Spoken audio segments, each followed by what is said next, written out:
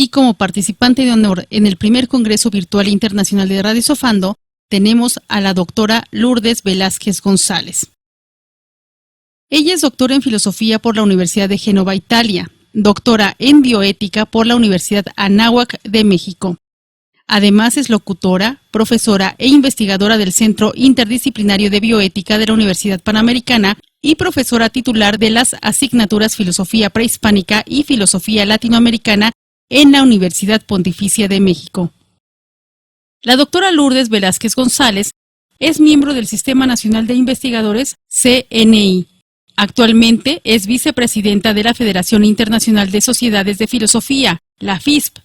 Desde 2008 es miembro del comité directivo, así como de las comisiones de bioética y enseñanzas de la filosofía de la misma Federación Internacional de Sociedades de Filosofía. Es miembro del Consejo Directivo del Instituto Italiano de Bioética, miembro de la Academia Mexicana de Bioética. Pertenece al grupo de evaluadores de investigación de la Pontificia Universidad Católica del Perú y del grupo de evaluadores del CONACYT, del Consejo Nacional de Ciencia y Tecnología en México.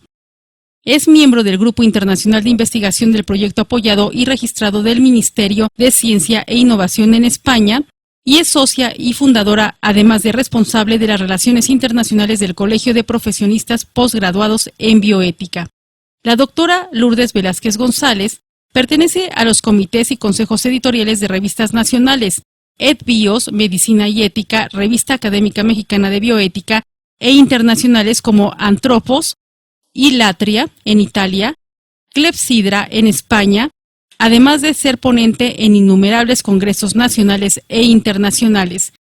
Es jefe de la sección de Filosofía Latinoamericana del Congreso Mundial de Filosofía de Atenas en Grecia 2013 y también en el 14º Congreso Mundial de Filosofía Beijing 2018. Además de ser conductora y directora del programa radial Viva la Vida de la Universidad Panamericana, la doctora Lourdes Velázquez González ha impartido conferencias en diversos países de Europa, América Latina, África y Asia. Es autora de libros, capítulos de libros y diversos artículos publicados en México y el extranjero. Sus áreas de investigación son bioética, filosofía prehispánica, mexicana y latinoamericana. Y en esta ocasión tendremos la participación de la doctora Lourdes Velázquez González, quien nos hablará sobre su libro La filosofía del Anáhuac. Hola, colegas, amigos.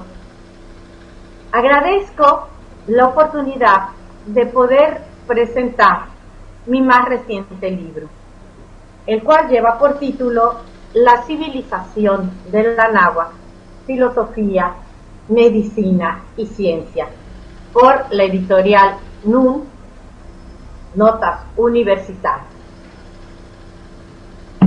La pregunta que casi todos me hacen es: ¿por qué escribir un libro más de historia? Primero, pues no es solo un libro de historia, tiene muchos apartados, ustedes los van a ver, pero principalmente, ¿cuál es el objetivo de este libro? El objetivo de este libro es dar a conocer cosas de la civilización del Anáhuac que son ignoradas por la gran mayoría de los mexicanos, de los anahuacas, que sería el nombre correcto. Siempre se nos dice que somos el fruto del choque de dos culturas, de dos grandes civilizaciones. El hecho es que nada más se nos habla de una y de la otra no, se ignora la otra parte. Entonces, el haber dedicado 25 años de mi investigación a estos temas fue precisamente para replantear la utilización de ciertos conceptos. Por eso es que escribí este libro. ¿Cuáles conceptos? Pues algunos como, por ejemplo, prehispánico.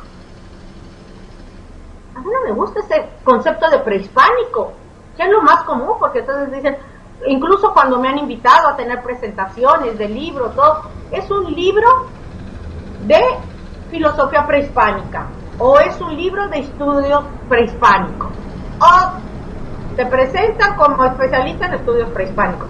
Oigan, no, eso significaría que antes de España nosotros no existíamos, cuando en realidad nosotros existíamos desde antes que existiera España.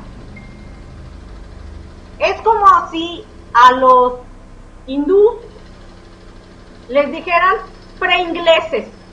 ¿Ustedes creen que les iba a gustar que a su filosofía se les llamara la filosofía preinglesa o a su cultura? Eso es lo que estamos haciendo con nosotros.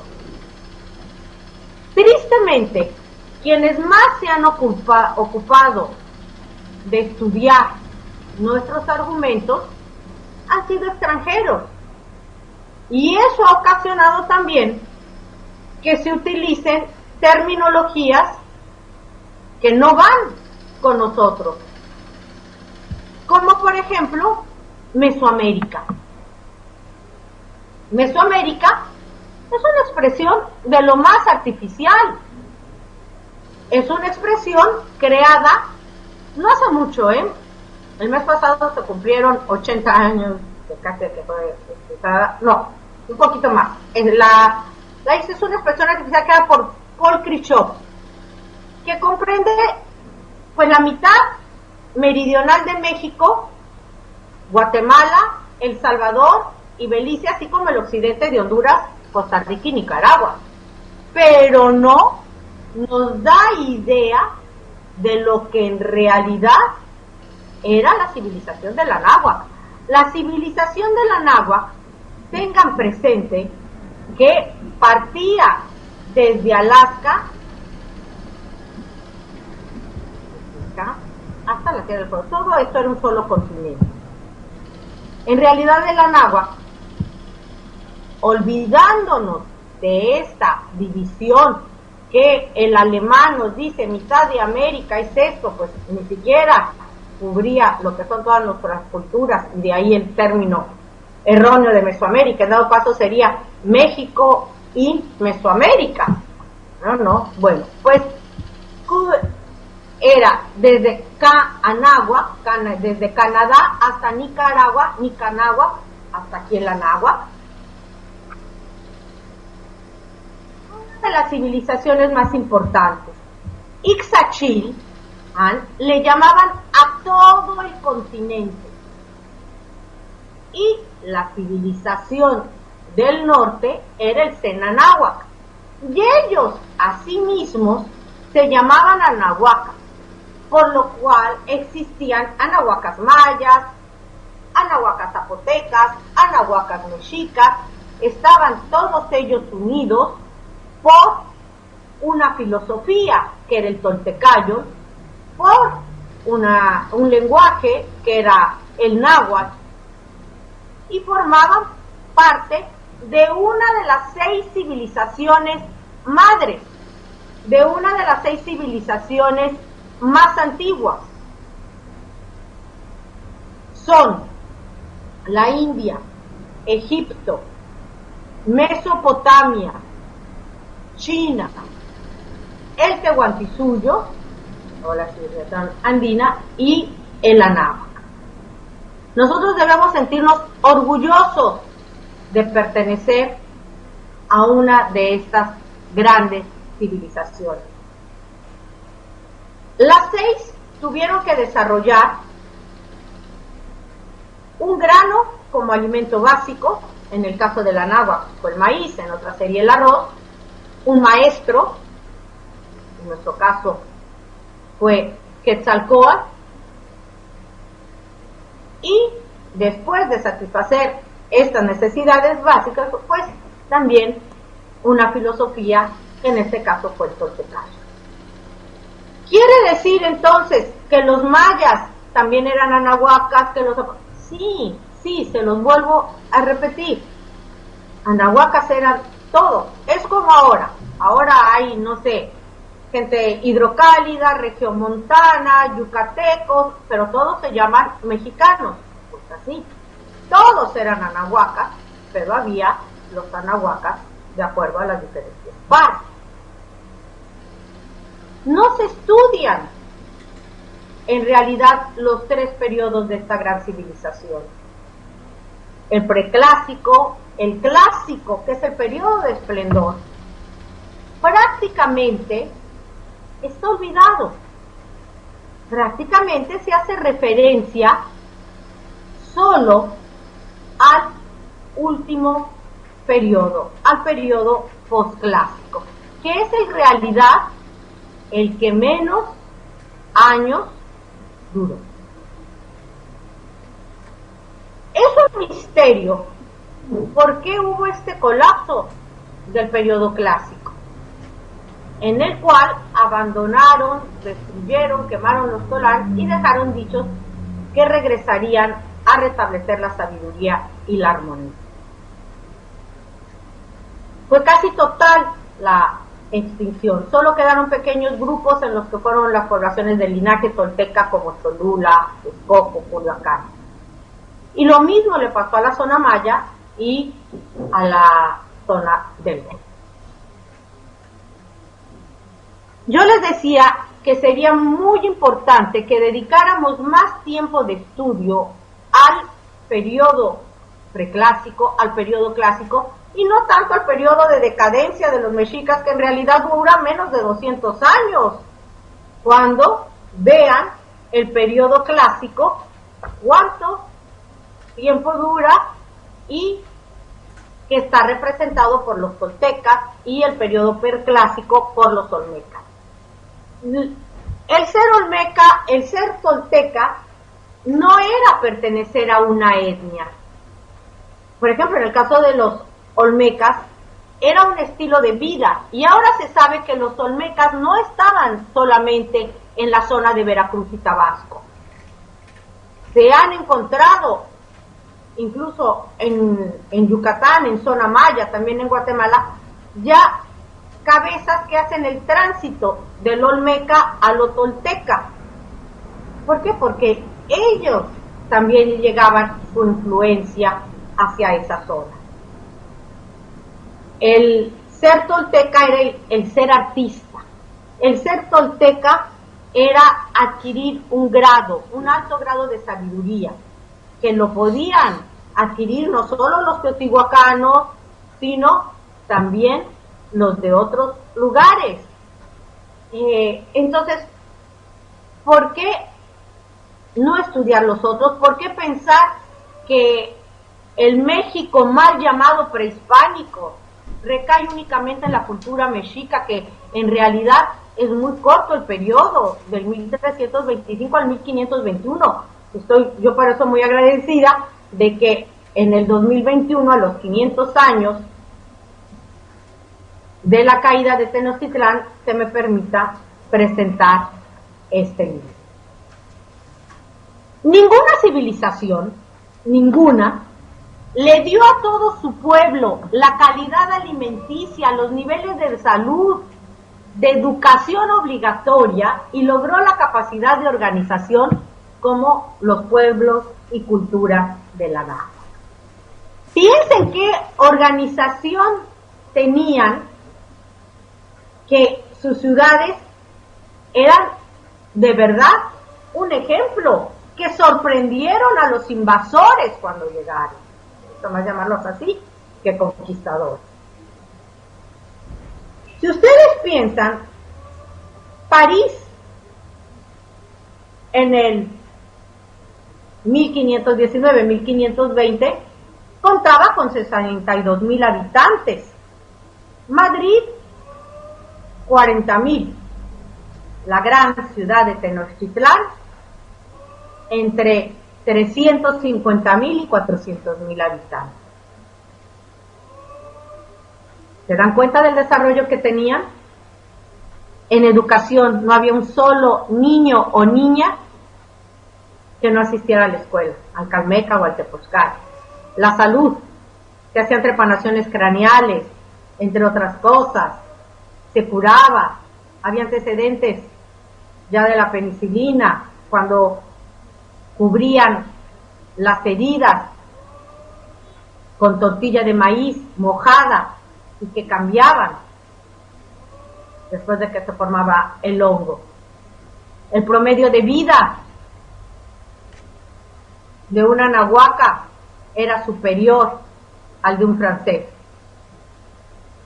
Su alimentación también era muy rica. Oye, pero es que no tenían carne, eran caníbales. Mitos, cierto. Y el canibalismo. Comían insectos. Ahora se ha dicho que visto que escasea tanto el alimento, una de las alternativas en la gastronomía sería comer insectos. Ellos ya lo hacían. Era una fuente alimenticia, como lo era el pescado, como lo eran muchas otras cosas, la farmacopea. Les decía que todos los anahuacas cultos llegaron a ser conocidos como toltecas. La toltequidad es el legado característico de México al mundo. El símbolo del toltecayo son las 4 mariposas que apuntan a los 4 rumbos del universo dispuestos en pares opuestos complementarios, negra con blanca, blanca con negro, es decir, material e inmaterial, que era el concepto iconográfico que nos presentan pues claramente el principio dialéctico del par de los opuestos, de los contrarios. En la mitología tolteca de la náhuatl, los guerreros y las guerreras de la muerte enfurecida se representaban con una mariposa en el pecho, símbolo que implicaba que el ser humano es un capullo que va a sufrir una metamorfosis.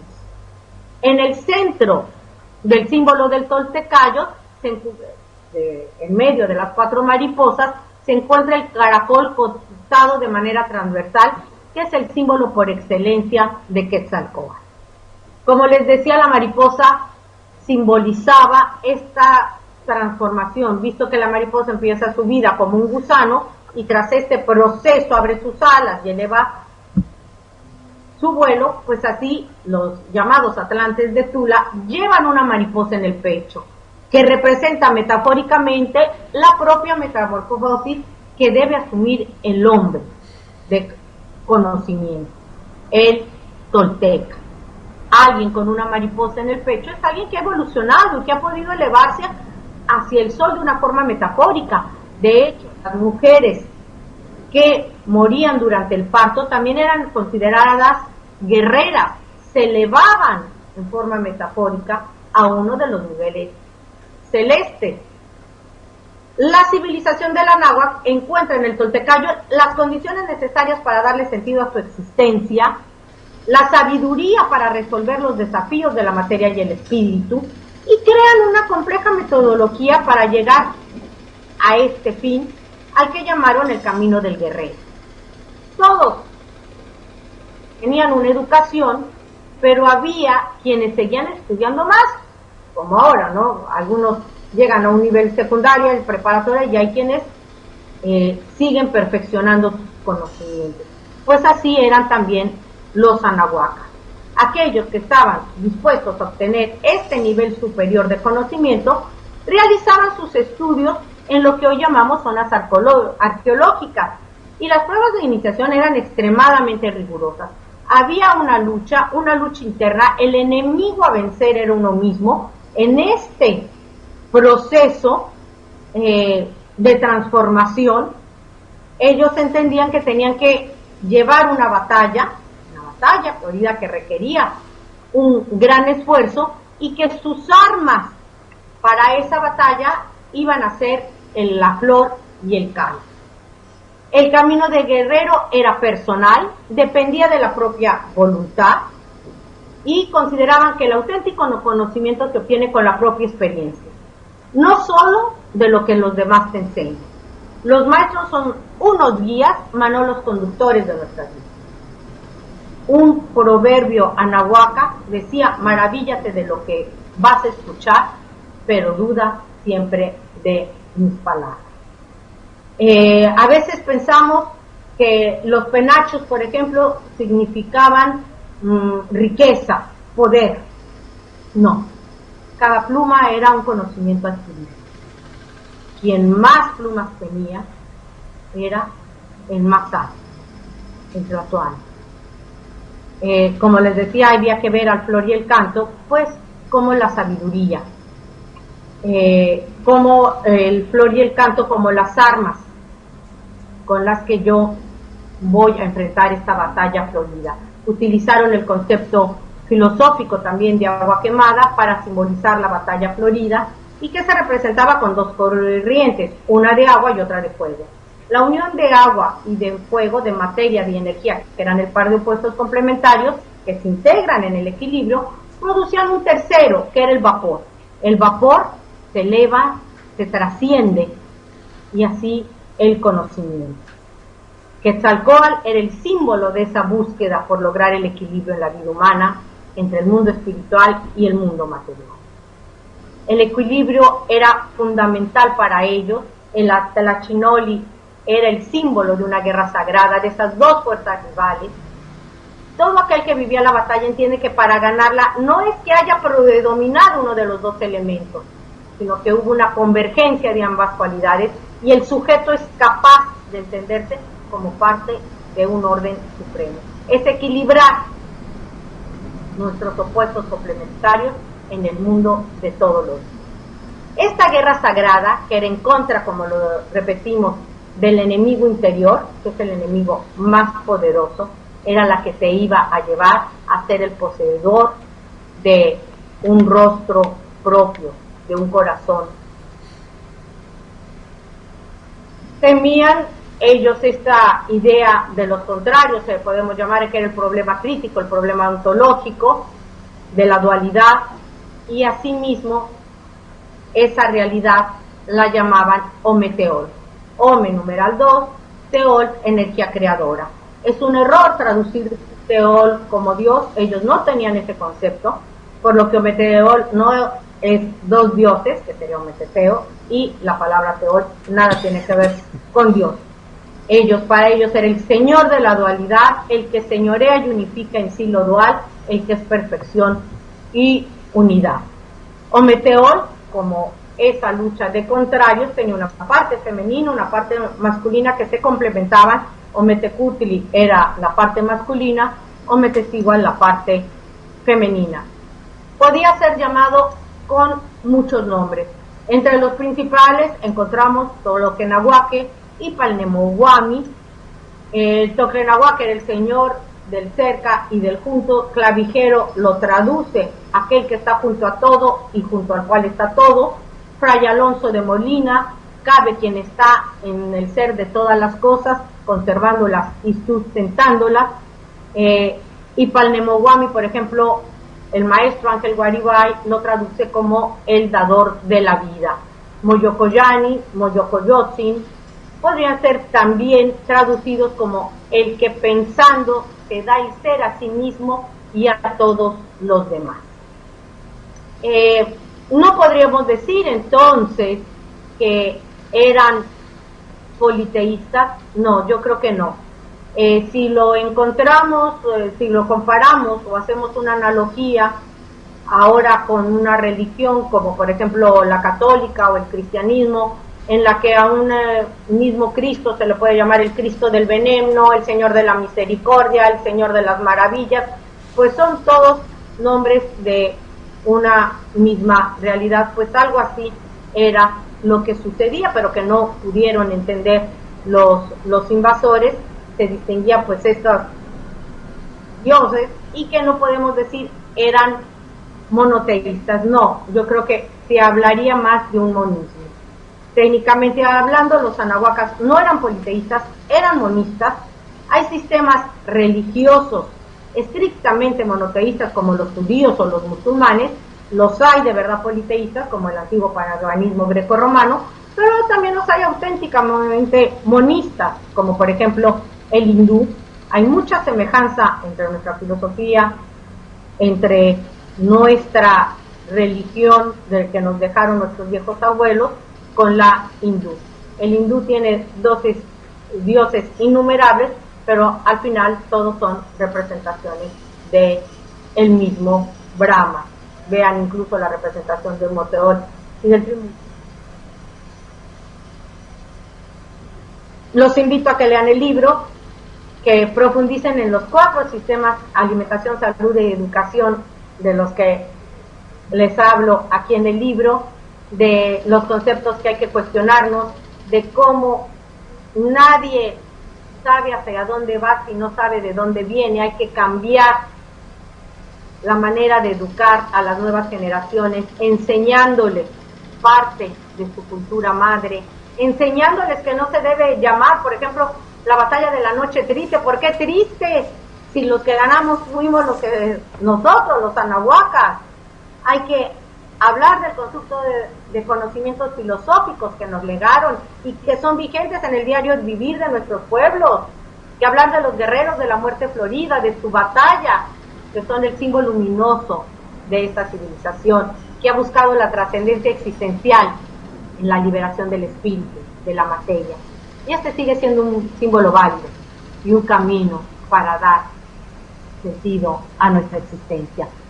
La civilización de la náhuatl, les recuerdo, de editorial Nun, en la que hablamos también de temas que no nos ha dado tiempo aquí de tratar, como pueden ser también la medicina, sus conocimientos astronómicos, también lo que se pregunta mucho acerca de los sacrificios humanos.